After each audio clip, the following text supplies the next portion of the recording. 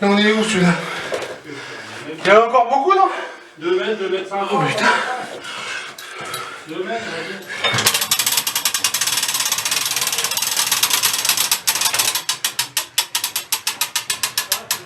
Vas-y, vas-y, grand.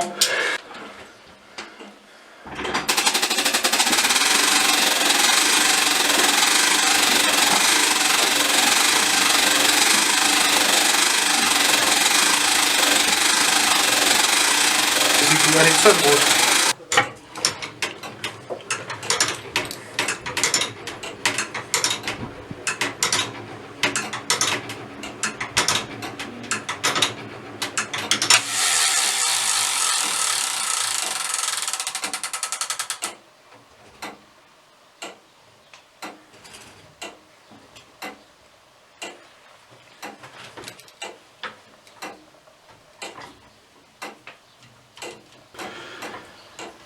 Alors, il est 11h31.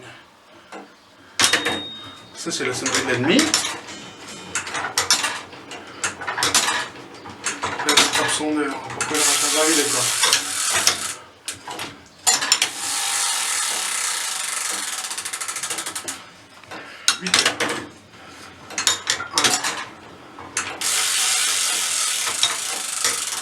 Deux.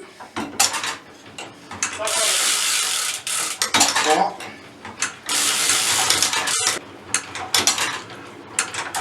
9h. Une répétition. 1, 2, un coup. Non, je sais pas pourquoi elle sonne. Il y a un problème cette fois-là. 11h33 on a dit.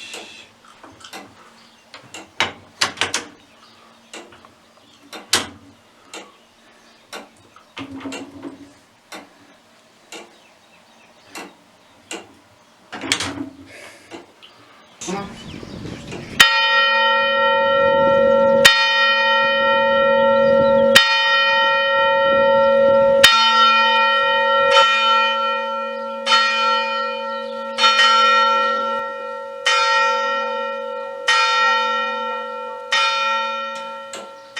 Voilà, là on est sur l'horloge de Parignargues. Donc il y a la partie mouvement, où le temps se décompte au fur et à mesure que les poids descendent, avec l'échappement qui décompte à chaque balancement.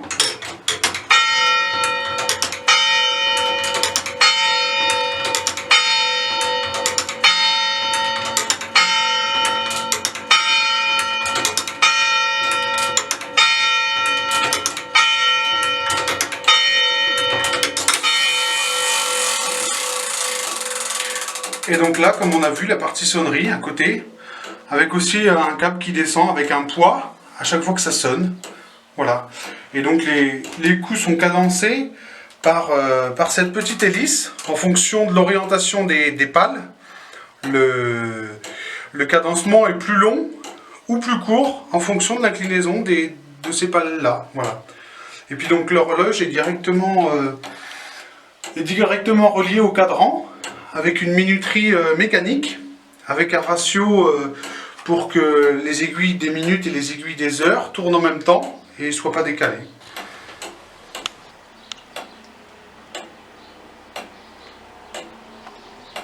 Donc c'est une horloge aussi en fonction de la hauteur de la lentille. Quand il fait, en fonction du temps en fait, en fonction de la météo dehors, l'horloge peut avancer, avoir de l'avance ou avoir du recul. Et donc on règle en fonction de la lentille. Plus la lentille est haute, plus le balancier va osciller rapidement. Donc elle va prendre de l'avance. Et donc au contraire, quand on veut lui faire prendre du retard, on descend la pastille